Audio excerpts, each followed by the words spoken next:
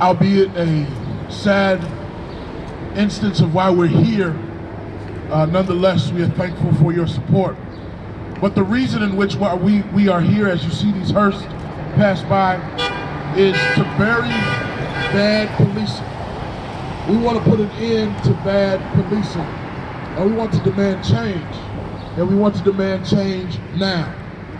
On Tuesday, I sat up waiting for the verdict in the Derek Chauvin case. As the 3 guilty verdicts were announced, I felt a moment of relief that even a crumb of justice could be achieved in this country. But in that same moment, young Miss Bryant's life was taken by yet another police officer in my own community, in our community, and I cannot rest. Not even for a moment, because we are constantly reminded of what is at stake. It's an emotional roller coaster. To be black, to be a person of color, to be a woman in this country, on pins and needles, hoping that a fleeting moment of relief could last a little bit longer before another person is taken from us. I am a father of 3 sons. I drop them off at school and pick them up every single day. I mentor students at Columbus City Schools.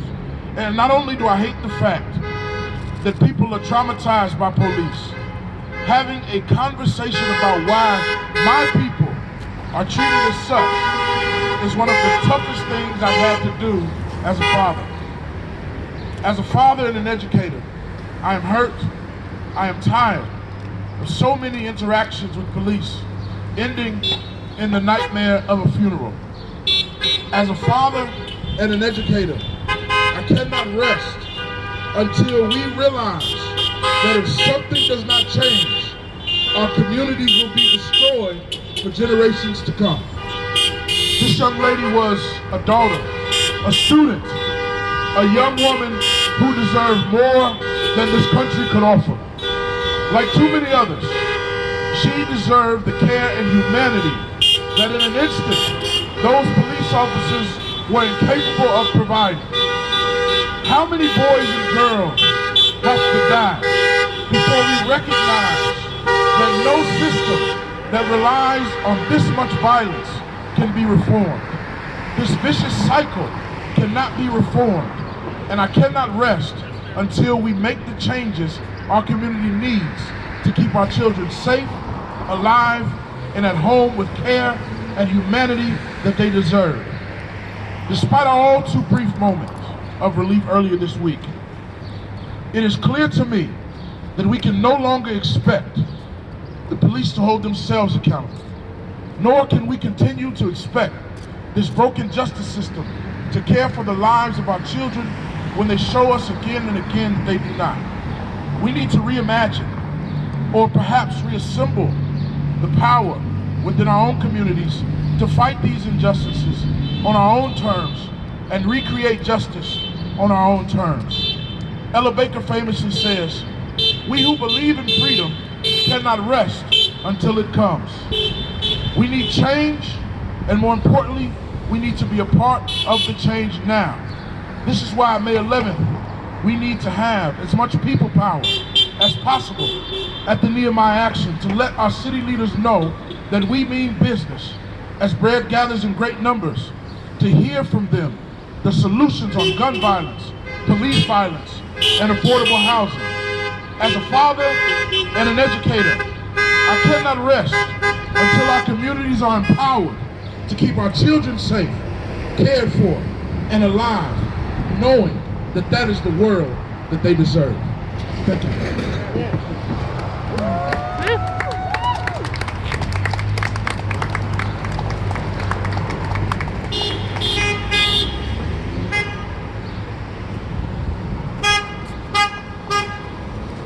Good evening. My name is Rabbi Lenette Herzog, and I first want to express my deepest condolences to Micaiah Bryant's family and friends. Last Wednesday, I had a conversation with one of our high schoolers at my synagogue who is running for a regional youth group board. She expressed her excitement and her nervousness that she was planning to enjoy the virtual event safely with a friend. As we ended our conversation, it didn't escape me that Micaiah Bryant was close in age to this teenager. Micaiah should have spent last Wednesday looking forward to the weekend, making plans with friends, being a teenager. But we all know that is not the case. Micaiah Bryant deserved to live the rest of her life. She deserved to grow up. Pikuach nefesh is a Jewish concept that means nothing is more important than saving a life. And nearly every single commandment should be broken in order to do so. Pikuach nefesh speaks to a universal moral imperative that regardless of faith, we treasure human life, all human life, above all else. Micaiah Bryant becomes the most recent of far too many Black men, women, and children in Columbus who have died by police violence, including Casey Goodson Jr., Andre Hill, and Miles Johnson. And yet there are plenty of reports around the country of people arrested while in possession of a knife without the use of lethal force. Overwhelmingly, the people in those cases are white. As the investigation into last Tuesday's events continues, we must keep asking, could the police have used less than lethal force? Among the many ways I benefit from white privilege despite being Jewish, I was also privileged to grow up believing that law enforcement would prioritize my safety in the event that I would ever need to call them. If this altercation had occurred with someone who looked like me on my street in Clintonville, there is a very good chance they would have been arrested without lethal force.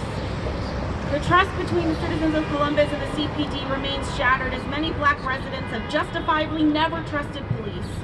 The best moment to build trust and prevent more violence and deaths at the hands of police was before last Tuesday. The second best time is starting at this very moment. We urge our public officials to join Bread on May 11th to begin anew. And the world is watching our city. As we mourn the loss of Micaiah Bryant, we can also commit to implementing real, substantial, proven changes that will ensure no one else is senselessly lost to police violence. We can become a model for the rest of the country. We can begin to heal the broken trust between citizens and police. Those of us who have white privilege, we must continue to show up like we did last summer, because white silence is compliance. We must lift ourselves out of the comfort of our privilege affords us, because this violence must stop. The CPD can go from among the deadliest police forces to one that truly upholds universal values of the sanctity of human life like Pikuach nefesh for every single one of its citizens. Zichrona livracha, may Micaiah Bryant's memory be for a blessing and for a revolution.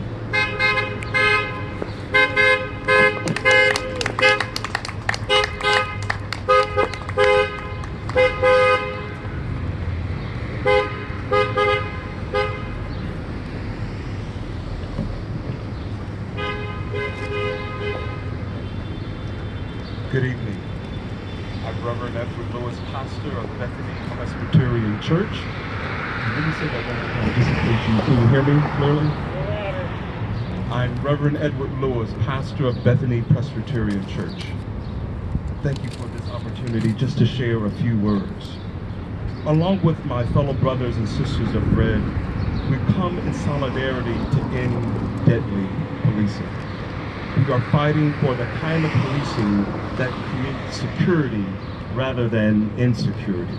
We stand against policing without compassion. We stand against policing without mercy. We stand against policing without grace.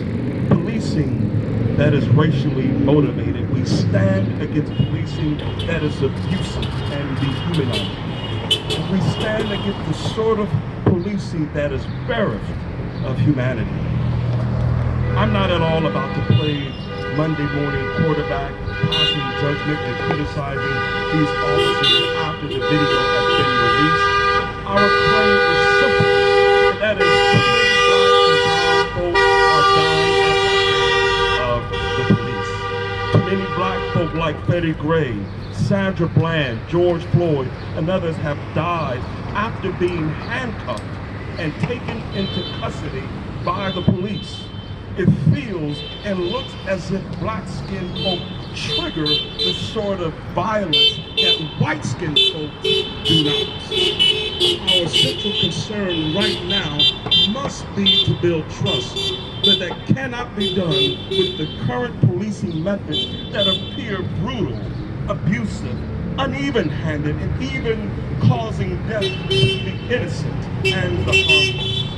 The world has witnessed the ways in which Black Lives Matter protesters have been met with military armor over the years, while white supremacist groups who stormed the Capitol were met with very little resistance.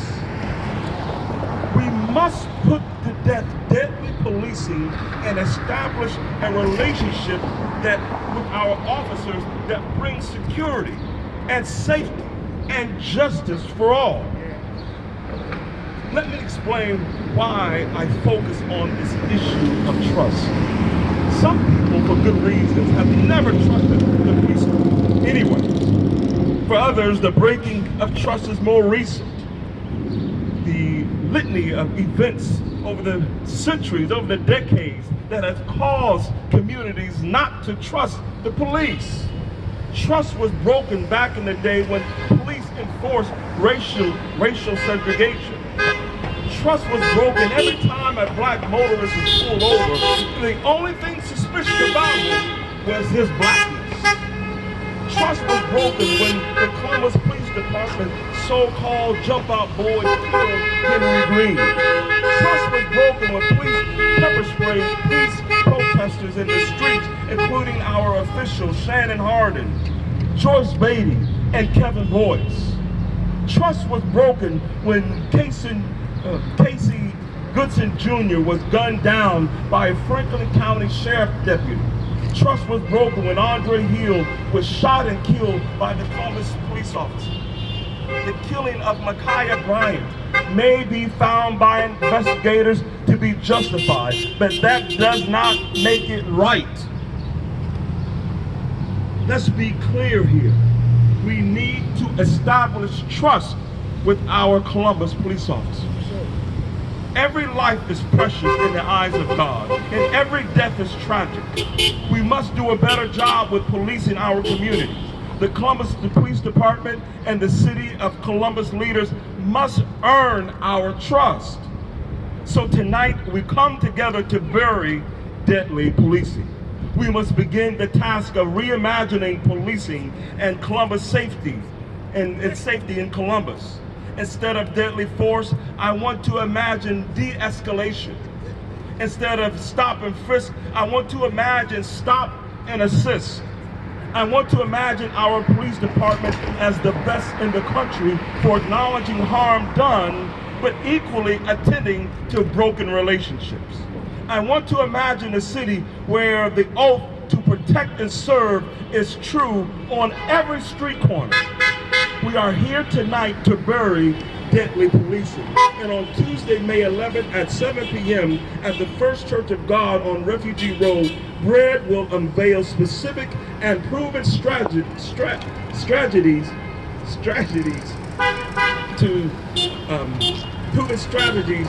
for our cities to adopt. Strategies that will give Columbus Police Department opportunities to build trust. Tonight we call on our Mayor Ginther and our Council President Shannon Hardin to join us on May 11th and commit to Bread's plan. Our community is in crisis. This will be one of the largest community meetings to deal with a new kind of policing. It is time for you to show up, commit to taking real steps and reimagining policies that help us all, that bring justice for all, that bring grace, that bring peace, and most of all, so we all can go home in love and peace with our families. Amen. Amen.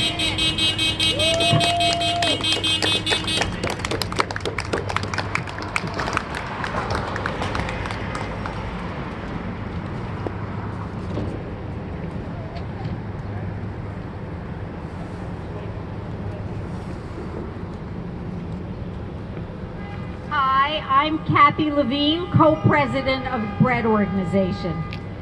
As we gather together to mourn the tragic death of Micaiah Bryant and the 33 other people killed by Columbus police since 2015, we borrow from the labor movement an old message: don't mourn, organize.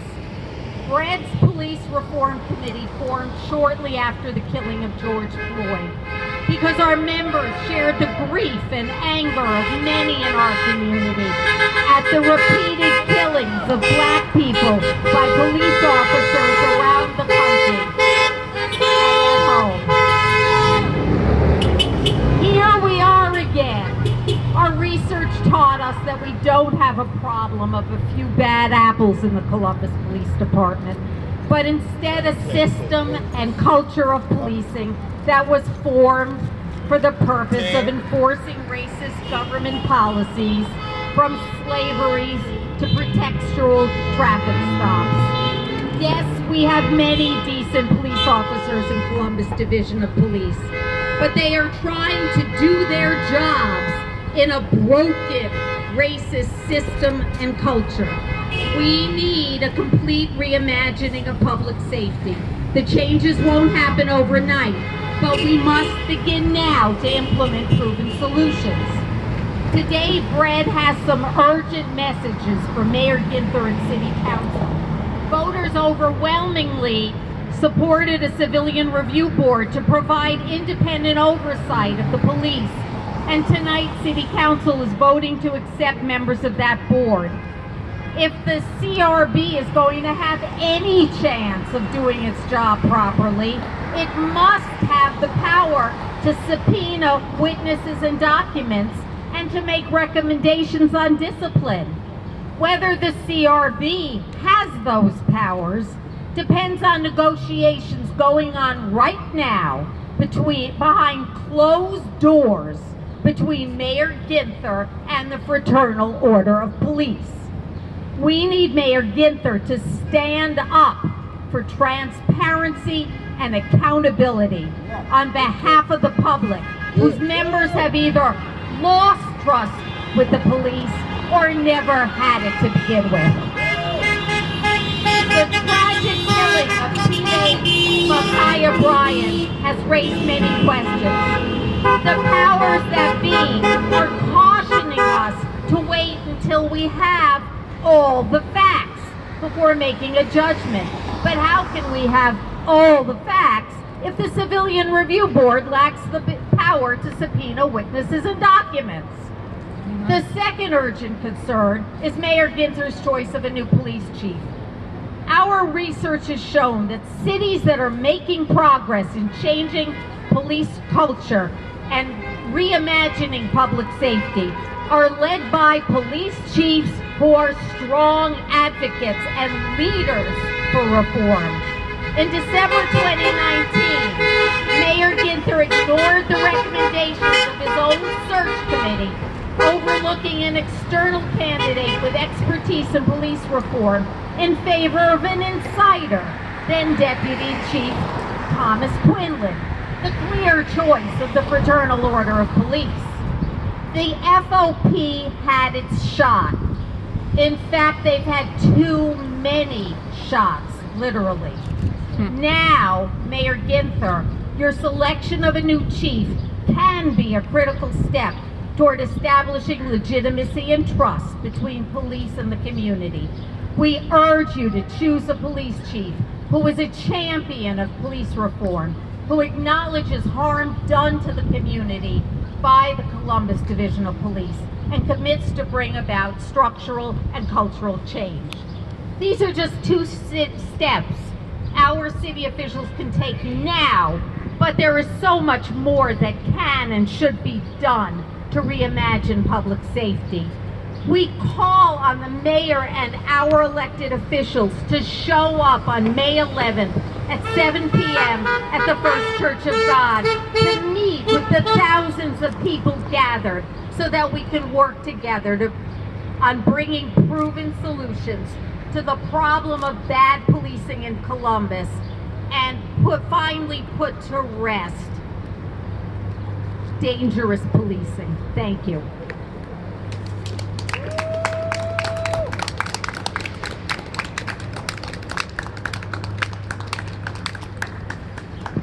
concludes our prepared remarks, and we're welcome to take any questions from the media.